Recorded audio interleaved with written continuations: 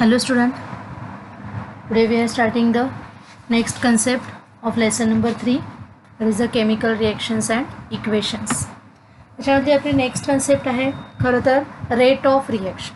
पण rate of reaction बघण्याच्या आधी आपण केमिकल रिॲक्शनबद्दल आपण बोलतो. रिॲक्शन होते म्हणजेच काय, चेंजेस होतात, एक काही एलिमेंट्स किंवा कंपाऊंड्स एकत्रित येऊन एक नवीन कंपाऊंड, नवीन प्रोडक्ट, नवीन सबस्टन्स फॉर्म करतात, म्हणजे तिथे चेंज होत असतो, तिथे रिॲक्शन होत असते म्हणजे चेंज. मग असे चेंजेस आपल्या आजूबाजूला घडत असतात. काही चेंजेस आपण बघायला गेलो काय बदल घडतात, काही स्लो असतात, काही फास्ट असतात.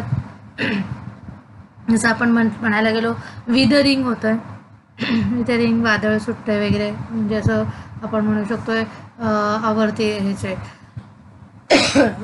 खूप मोठ्याचा सुसाट्याचा वारा असं आपल्याला सुटलेला आहे, फळ्यान आल्या आपण असं म्हणतो.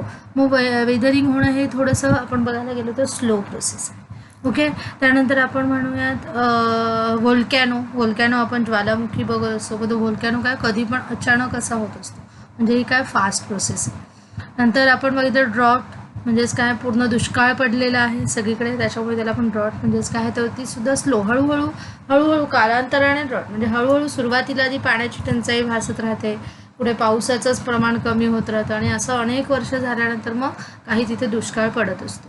बरोबर आहे. तसंच अर्थक्वॅक म्हटलं तर आपण फास्ट प्रोसेस आहे. इरोजन ऑफ द सॉईल आपण बघायला गेलं, पाण्याची वाहून जाण्याची किंवा शोषून घेण्याची जी क्षमता असते मातीमध्ये, ती मातीमधली क्षमता जी आहे कॅपॅसिटी ती कमी होणे म्हणजे इरोजन ऑफ, मग ती सुद्धा हळूहळू कमी होत असते. जर आपण केमिकल फर्टिलायझर जास्त यूज केले तर ॲटोमॅटिकली त्याची फर्टिलिटी काय होणार आहे, हळूहळू कमी, ती नापीक जमीन होऊन जाणार आहे, ती कमी होऊन जाणार आहे, त्याची फर्टिलिटी कमी होणार आहे, म्हणजे ती इनफर्टाईल होणार आहे. असेच आपण जर फ्लड वगैरे बघितलं, म्हणजेच काय आहे पूर वगैरे येणे, हे सुद्धा काय आहे कधीतरी फास्ट प्रोसेस. म्हणजे अशा आपण आता हे फास्ट आणि स्लो ह्याच्यावर थोडंसं का भर टाकतोय, कारण काही फास्ट प्रोसेस या मिनिटमध्ये, अवर्समध्ये किंवा काही डेजमध्ये सुद्धा होऊन जातात. स्लो प्रोसेस मंथ्स घेतात किंवा इयर्स घेतात, नंतर आपल्याला त्याचा परिणाम हा दिसून येत असतो.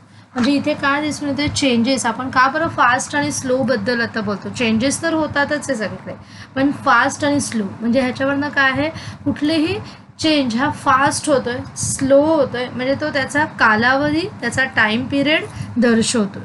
मग तशाच आपण इतर वेळेस काही रिॲक्शन स्वतःहून घडवून आणतो, चांगले काही आपल्याला कंपाऊंड पदार्थ तयार करण्यासाठी. मग तिथे सुद्धा फास्ट आपल्याला जर व्हायचं असेल तर मग आपल्याला काय होणार आहे, त्याच्यासाठी आपल्याला रेट त्याचा माहिती असतो. रिॲक्शनचा रेट कशावर डिपेंड्स असतो हे आपल्याला माहिती पाहिजे, कारण many times are measured by their rate. बऱ्याच वेळेस आपण त्याचा वेळ किती लागणार बघा, कुठलाही पदार्थ आपण ऑर्डर करतो, हॉटेलमध्ये तो ऑर्डर करतो आणि आपल्याला काय असं क्विक सर्व्हिस आपल्याला, मग ते काय आहे त्यांचे रेट ऑफ रिॲक्शन, त्यांचं फास्ट करण्यासाठी आधीच ती त्यांची सगळी कटिंग वगैरे सगळं तयार करून ठेवतात, फक्त फोडणीच टाकणं वगैरे. मग तिथे पुन्हा काय आहे, काही ना काहीतरी टेम्परेचर हाय ठेवतात, लो ठेवतात, त्याच्याप्रमाणे काय आहे त्यांचा रेट, त्या रिॲक्शनचा रेट हा वाढत जातो. म्हणजेच काय आहे, how much something change over time, काहीतरी चेंज होतोय तर विदिन अ टाईममध्ये. रेट ऑफ ड्रायव्हिंग 100 km/h असं आपण म्हणतो ना, ड्रायव्हिंगचा रेट काय तुमचा, किंवा आपण आता जस्ट आता IPL मॅचेस तुमच्या चालू असतात, त्याच्यानंतर तुम्ही काय आहे रन रेट बघत असता. रन रेट बघत असता म्हणजे काय बघत असता, तिथे तुम्ही काही अमुक एवढ्या ओव्हर्समध्ये एवढे त्यांनी काय आहे रन्स काढलेले आहेत, म्हणजे जर त्यांनी भरपूर रन्स काढले तर त्यांचा रन रेट काय आहे तुम्हाला चांगल्यातला चांगला दिसून येतो. पण त्यांनी खूप कमी जेवढे अपेक्षित आहे तेवढे रनसुद्धा काढलेले नाही आहे, तर मग त्यांचा रन रेट काय येणार आहे, लो येणार आहे. म्हणजे रेट ऑफ तिथं त्यांनी काय स्कोअर करण्याचा रेट, आपण रन रेट हा तिथे बघत असतो, म्हणजे रेट ऑफ रिॲक्शन. तसं इथं रेट ऑफ रिॲक्शन. मग तिथे रन रेट वाढवण्यासाठी काय पाहिजे, तिथे बॅट्समॅनने काय चांगल्या प्रकारे बॅटिंग केली पाहिजे, तो आऊट होता कामा नये, त्याने चांगल्यातले चांगले 4-6 वगैरे मारले पाहिजे, तर त्यांचा रन रेट काय होणार आहे, वाढणार आहे. इन्क्रीज करण्यासाठी त्यांना हे चेंजेस करावे लागतील, त्यांनी काळजीपूर्वक खेळलं पाहिजे. बरोबर आहे, हे असं आपण म्हणत असतो. बरोबर आहे, म्हणजेच काय आहे, rate of reaction describes the speed of the chemical reaction. तर इथे आपण रिॲक्शनबद्दल बोलतोय, रिॲक्शनचा रेट तुम्हाला वाढवायचा. आता खूप वेळेस तुम्ही रिॲक्शन्स करतायत, म्हणजेच काय, जसं अगदी सुरुवातीलाच मी तुम्हाला काय चहाचं उदाहरण दिलं होतं. सरबतचं उदाहरण दिलं होतं. मग काय आहे सरबतचं उदाहरण म्हणजेच काय, मी त्याच्यामध्ये सगळं टाकणार आहात आणि जर तुम्ही अगदी स्लोली हळूहळू त्याच्यामध्ये स्टर करत राहाल, अगदी एका सेकंदाला 1 चमचा असं फिरवता, तर तुमचा होईल का लगेच तो सरबत तयार? नाही. तुम्हाला काय आहे फास्टली त्याला स्टर करायला लागेल. बरोबर आहे. तुम्ही जर एखाद्या हातगाडीवर ते बघायला गेला ते कसे करतात सरबत, बघा 2 ग्लास एकावर एक आणि जोरजोरात घुसळतात. म्हणजे तिथे काय होतंय, त्यांनी प्रेशर त्यांचं इन्क्रीज करतात, त्याच्यावरचं प्रेशर इन्क्रीज करतात, त्यांचं फास्ट असं अगदी ते रिॲक्शन करत असतात. त्याच्यामुळे त्यांचा रेट ऑफ रिॲक्शन वाढतो आणि पटकन तो पदार्थ तयार होतो. आणि पदार्थ असाही तयार होणार, तुम्ही स्लोली केल्या भले 1 तासाने का होणार, पण तो तयार होणारच आहे. पण इकडे काय फास्ट केलं तर तो म्हणजे तुम्हाला काय टाईम तुमचा कन्झ्युम होतो. चहासुद्धा उकळवताना काय तुम्ही थोडासा हाय फ्लेम ठेवलं तर पटकन तुमचा बॉईल होणार आहे. थोड्या वेळ तरी पण चांगला उकळ येण्यासाठी पुन्हा मग आपण थोडासा स्लो स्पीडवर ठेवत असतो, म्हणजे त्याच्यामध्ये म्हणजे तसंच काय आहे, कुठलाही पदार्थ आपल्याला स्पीड वाढवण्यासाठी काही पदार्थांना टेम्परेचर इन्क्रीज करायला लागतं, काही प्रेशर इन्क्रीज करायला लागतं. म्हणजे इथे काय आहे, काही ना काही इन्क्रीज आपल्याला रेट ऑफ रिॲक्शन वाढवायचं असेल, स्लो आपल्याला मुद्दाम आपण स्लो करू का एखादी रिॲक्शन नाही, जास्तीत वाढवण्यासाठी त्याचं म्हणजे how fast food spoils, how fast food Burns, हे सुद्धा रिॲक्शन आहे. आपण फूड एखादं खराब होण्याची, बघा आपण एखादा उन्हाळ्याच्या दिवसात जास्तीत जास्त करून आपण पदार्थ सकाळी शिजवतो, संध्याकाळपर्यंत काही पदार्थ तसेच राहते, आपण त्यातले काही खात असतो. पण जर मध्ये काय मधल्या टायमाला ते आपल्याला पुन्हा काय आहे बॉईल करणं आवश्यक आहे. जसं अगदी दुधाचं उदाहरण घ्या, दूध सकाळी आणलेलं आहे, तुम्ही एकदा तापवलेलं आहे, दुपारी काय तुम्ही तापवलं गेलं नाही, समजा संध्याकाळपर्यंत तसंच राहिलं, रात्रीपर्यंत तसंच राहिलं, तर काय होणार आहे, ते नासून जाणार आहे, ते स्पॉईल होणार आहे. बरोबर आहे. म्हणजेच काय इथे तुम्हाला तिथे त्याला पुन्हा टेम्परेचर त्याला तिथे द्यावं लागणार आहे, तिथे त्याची टिकवण्याची काय कॅपॅसिटी आपल्याला वाढवावी लागणार. म्हणजे रेट ऑफ रिॲक्शन आपल्याला काय आहे कशावर डिपेंड्स असतात हे आपण बघणार आहोत. अजून आपण रेट ऑफ रिॲक्शनच्या डेफिनेशनबद्दल बघूया. Rate of reaction is the speed at which reaction होतो. बरोबर, त्याची स्पीड किती आहे. असं अजून तुम्हाला थोडंसं अजून इझिली सांगते जरा फिजिक्सच्या भाषेमध्ये. तुम्हाला काय स्पर्धा कॉम्पिटिशन जिंकायची आहे, कॉम्पिटिशनमध्ये तुम्ही 4-5 जण समजा आहात आणि तुम्हाला तिथं काय फर्स्ट नंबरला यायचं आहे. तुम्ही काय करता, धावायला स्टार्ट केलं, सुरुवातीला तुम्हीच अगदी पुढे आहात सपोज, ओके. तुमचे 3-4 मित्र जे काय आहेत ते पाठीमागे आहेत, पण त्याच्यातल्या एकाला काय वाटलं नाही आपण तो काय करणार, तुमच्यापेक्षा फास्ट धावायचं. म्हणजे त्याने काय आहे त्याची सुरुवातीची स्पीड होती ती आणखीन त्याच्यामध्ये इन्क्रीज केली, थोडीशी त्याचा एक जोश त्याच्यामध्ये आला, तो आणखीन त्याने त्याची स्पीड वाढवली, तो अजून थोडासा तुमच्या पुढे जाण्याचा प्रयत्न.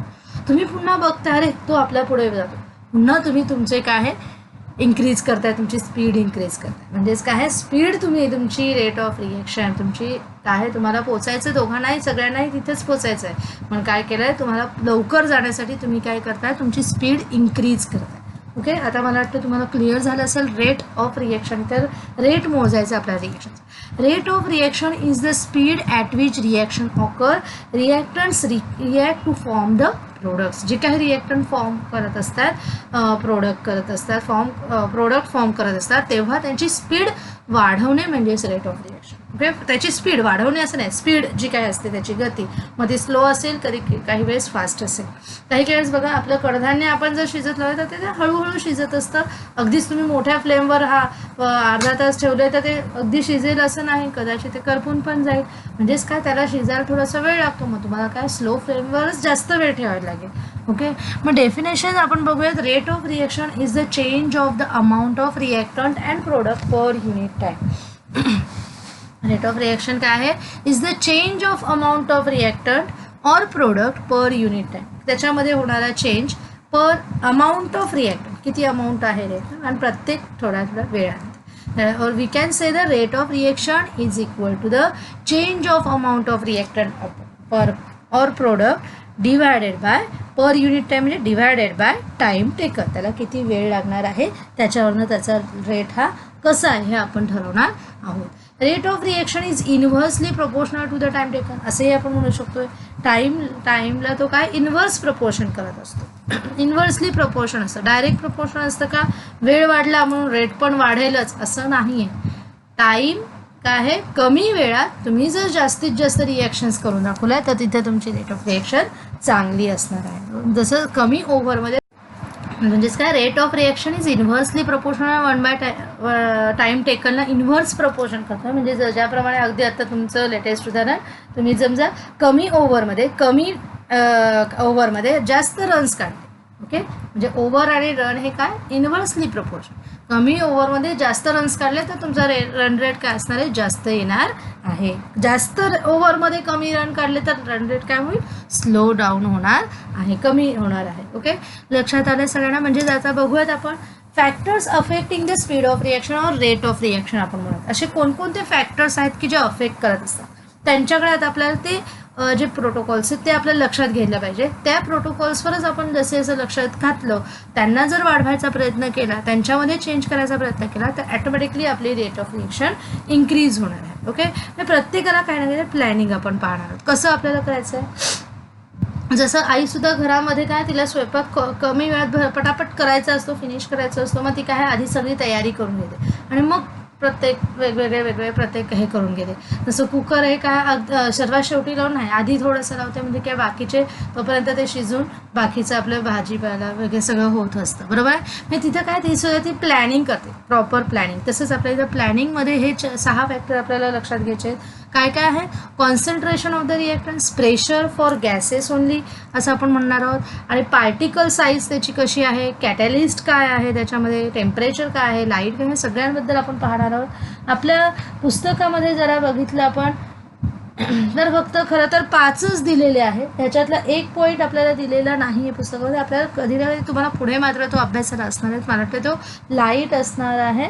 ओके, लाईट आहे, बाकीचे आपल्याला पॉईंट्स आहेत. ओके, काही वेळेस काही हे आपण म्हणू शकतो थोडंसं वेगळं असेल. आपण कॉन्सन्ट्रेशन आहेच रिॲक्टंटचं, प्रेशर फॉर गॅसेस हा पण थोडासा वेगळा पॉईंट. इथे नेचर ऑफ रिॲक्टंट आहे, नंतर पार्टिकल साईज आहे, कॅटॅलिस्ट आहे, टेम्परेचर आहे. ओके, आणि size of particle, nature of reactant, size of particles आहेच. नेचर ऑफ रिॲक्टंट एक आपण त्याच्यामध्ये. Okay, let us see the first factor which affects the rate of reaction, that is the nature of reactants. Nature of reactants आपण बघत असता, nature, त्याचं nature कसं, behaviour कसं आहे रिॲक्टंटचं. Reactant forms the product form करणार आहेत, पण रिॲक्टंटचं नेचर आधी कसं आहे, ते रिॲक्टिव्ह किती आहे. तर इथे आपण एक्झाम्पल घेणार आहोत मेटल्सचं.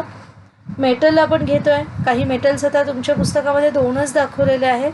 आपण आता बरेचसे मेटल्स घेतो इथे, aluminium, copper, iron, Fe means iron, then magnesium and zinc. Okay, हे असे आपण वेगवेगळे मेटल एका टेस्ट ट्यूबमध्ये घेतलेले आहेत. आता त्यांची रिॲक्टिव्हिटी आपण पाहूयात हायड्रोक्लोरिक ॲसिड बरोबर. ओके, आता बघा याच्यामध्ये आपण हायड्रोक्लोरिक ॲसिड प्रत्येकामध्ये टाकणार आहोत. बघा प्रत्येकामध्ये ॲल्युमिनियममध्ये टाकलेली आहे. पुन्हा एकदा पाहिजे हायड्रोक्लोरिक ॲसिड हे आपण त्याच्यामध्ये पोअर केली आहे. त्याच्यानंतर कॉपरमध्ये टाकली आहे. आता काय आहे आयर्नमध्ये. बघा प्रत्येकामध्ये काय रिॲक्शन होती आहे का ते पाहायचं आहे, तुम्हाला ऑब्झर्व करायचं आहे. नंतर मॅग्नेशियममध्ये बघा टाकल्या काय झालेलं आहे दिसून येते. त्यानंतर आपण बघणार आहोत झिंकमध्ये. To observe it carefully, observation खूप महत्त्वाचं आहे. बघा झिंकमध्ये सुद्धा टाकल्या इथे आपलं रिॲक्शन इथे अगदी स्लो दिसते. म्हणजे इकडचे आपल्याला थोडंसं बघायला गेलं तर आपल्या रिॲक्शन जराशा थोड्याशा स्लो दिसतात मॅग्नेशियम झिंकमध्ये मोर. म्हणजे हे काय झालेत ह्यांचं नेचरच रिॲक्टिव्हचं काय आहे, हे जास्त रिॲक्टिव्ह आपल्याला दिसून येणार आहेत, मोर रिॲक्टिव्ह आहेत दॅन द ॲल्युमिनियम. आता आपल्याला फक्त एक लक्षात घ्यायचं, आपल्या पुस्तकामध्ये थोडंसं उलट झालेलं आहे. तिथं दिलेलं aluminium is more reactive than the zinc. तिथं आपल्याला फक्त जिथे ॲल्युमिनियम आहे तिथे झिंक लिहा, जिथे झिंक आहे तिथे ॲल्युमिनियम लिहा. हे फक्त आपल्याला चेंज करायचं. That is a printing mistake. कारण नेचर ऑफ रिॲक्टिव्हिटीमध्ये ॲक्च्युली जेव्हा ॲसिड बरोबर किंवा वॉटर बरोबर जरी जेव्हा ॲल्युमिनियम रिॲक्ट होतो, तो आधी ॲल्युमिनियम फॉर्म करतो वॉटर बरोबर रिॲक्ट होऊन. तो आधी H2 गॅस इव्हॉल्व करत नाही. झिंक मात्र लगेच H2 गॅस इव्हॉल्व करत असतो. म्हणून काय आहे झिंक हा काय जास्त रिॲक्टिव्ह आहे. आणि ऑक्सिजन ॲल्युमिनियम म्हटलं तर हायड्रोजनसोबत ऑक्सिजनसोबत पण म्हणजे होतं, ऑक्सिजनसुद्धा गॅस बाहेर टाकतो. मग H2O तो खरं तर काय आहे बाहेर टाकत असतो. ओके, म्हणून काय आहे आपल्याला लक्षात घ्यायचं इथे की zinc is more reactive than the aluminium, magnesium is more reactive than the aluminium Cu असं आपण म्हणू शकतो आयनपेक्षा वगैरे. ओके, हे काय आयन म्हणजे आपलं लोखंड.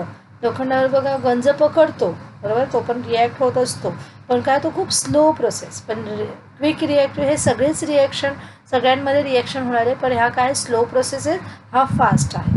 ओके, म्हणजे आपल्याला फास्ट वाढवायचं असेल रिॲक्शन रेट तर आपण काय मेटल जे जास्त रिॲक्टिव्ह आहेत ते आपल्याला कुठे ॲप्लिकेशनमध्ये लागणार आहे तिथे आपण घेऊ शकतो. Okay, this is the about the nature of reactant. ह्या फॅक्टरबद्दल आपण बघितलं. ओके, आता आपण next point. Okay, let us see the next factor which is the size of the particle size आपण बघणार आहोत ऑफ द रिॲक्टंट, किंवा आपण त्याला surface area of the reactant असंही म्हणणार आहोत. बघा, effect of the particle size on the speed of the reaction किंवा रेट ऑफ द रिॲक्शनवर त्याचा इफेक्ट काय होतो ते आपण बघूयात. बघा, आता इथे आपण 2 पेट्री डिश घेतलेले आहेत आणि त्याच्यामध्ये पावडर्ड कॅल्शियम कार्बोनेटचे स्मॉलर पार्टिकल्स घेतले आहेत आणि लम्प्स ऑफ कॅल्शियम कार्बोनेटचे लार्जर पार्टिकल साईजमध्ये घेतले. आता हा कॅल्शियम कार्बोनेट म्हणजे कोणतं, तुमच्या जे साईज ऑफ पार्टिकल या पॉईंटमध्ये बघा, पुस्तक समोर ठेवायचं आहे, त्याच्यामध्ये काय दिलेले शहाबादा टाईल्सचे पीसेस. बघा, take pieces and powder of Shahabad tile. तर शहाबादा टाईल्स म्हणजे टाईल्स जे आपण घरात लावतो खाली जमिनीला त्याच टाईल्स, पण त्याच टाईल्सच्या इथे त्या टाईल्सला म्हणजे त्या टाईल्समध्ये कोणती पावडर असते तर कॅल्शियम कार्बोनेट, तेच आपण घेतलं आहे. इथे फक्त नाव आपण आपल्या सायंटिफिक नाव त्याचं इथे लिहिलेलं आहे. काय आहे त्याचं, कॅल्शियम कार्बोनेट आणि कॅल्शियम कार्बोनेटचे स्मॉलर पार्टिकल्स आणि इथे लार्जर पार्टिकल्स असे आपण दोन्ही ह्या वेगवेगळ्या डिशमध्ये घेणार आहोत. त्यांनी काय सांगितलं, take pieces and powder of Shahabad tiles in equal weights in the 2 test tube at 10 ml of dilute HCl in each of the test. आता इथे आपण त्याच्यामध्ये HCl टाकणार आहोत. मग आपल्याला रिएक्शन पाहिजे आहे, सगळ्यांनी नीट ऑब्झर्व करायचं आहे. एकामध्ये पावडर टाकतो आपण चमच्याच्या, इथं काय तुकडा टाकलेला आहे आणि ह्याच्यामध्ये HCl घेतलेलं आधीच आणि HCl मध्ये आपण हे टाकल्या बघा इथं क्विक रिएक्शन झाली पावडरवर आणि हा बघा हा पण रिॲक्ट होतोय पण स्लो प्रोसेसने होतोय. म्हणजे इथं काय लक्षात येते, पावडर फॉर्ममध्ये असलेलं रिॲक्शन काय होतं आपल्याला क्विकली तिथे रिॲक्शन म्हणजे when the particle size decreases total surface area expose to reacting the particles increases. बरोबर आहे, जेव्हा पार्टिकल साईज डिक्रीज होतो लहान होतोय तेव्हा त्याचा टोटल सरफेस एरिया काय होतोय expose to reacting the particle increase, त्याच्यामुळे त्याचं रिॲक्शन प्रोसेस ही वाढते इन्क्रीज होते पटकन. Larger total surface area to the volume ratio, त्याच्यामुळे टोटल सरफेस एरियाला काय होतं त्याच्यामुळे व्हॉल्यूमचा रेशोसुद्धा वाढलेला दिसतो. Frequency of the effective collision between the reacting particles increases and speed of reaction is increases. त्याच्यामुळे त्यांची फ्रिक्वेन्सी वाढते आणि स्पीडसुद्धा रिॲक्शनची इन्क्रीज होते. बघा, आता आपण ह्याच्यामध्ये पण बऱ्याच वेळेस आपण पाहिलं असेल, दिवाळीच्या वेळेस तुम्ही हे एक्झाम्पल घरातमध्ये बघितलं असेल की आपण बऱ्याच वेळेस काय बघा आई लाडू वगैरे करत असताना काय साखर अख्खी साखर घेण्याच्या ऐवजी काय करून घेत असते त्याची पावडर करून म्हणजे काय पिठी साखर घेत असते. का बरं, त्याचा पटकन जास्त वेळ त्याला काय ढवळत बसायला लागणार नाही आहे. म्हणजे तिथे काय होणार आहे त्याची रिॲक्शन रेट तिथं वाढवण्यासाठी त्याची रिॲक्शन कंप्लीट पटकन होण्यासाठी तिथे काय आहे आई पिठी साखरेचा वापर तिथे करून घेत असते. त्याच्यामधले सुद्धा लम्प्स वगैरे राहू नये, काही वेळेस अगदी पिठी साखर घेतली तरी पण मध्ये मध्ये कणकण राहतात, मग तेव्हा काय घेत असते चाळून घेत असते की जेणेकरून पूर्ण सगळ्या प्रत्येक लाडवामध्ये काय व्यवस्थित साखर सगळीकडे लागावी. कुठेतरी मग मध्येच जास्त कळाला की मग ते खाताना काय वेगळी टेस्ट लागू शकते, म्हणून काय आहे तिथे सगळीकडे समान व्हावं म्हणून काय त्याची आई प्रत्येक वेळेस काळजी घेत असते. म्हणजे काय rate of reaction speed of reaction वाढवण्यासाठी आणि ते तो पदार्थ चांगला होण्यासाठी आपण तिथे काय पार्टिकल साईज आईने कमी करून घेतलेली होती आणि त्याच्यामुळे टोटल सरफेस एरिया तिथे काय झालेला आहे इन्क्रीज झालेला आहे. लक्षात आलं आहे, सगळ्यांना समजलेलं आहे.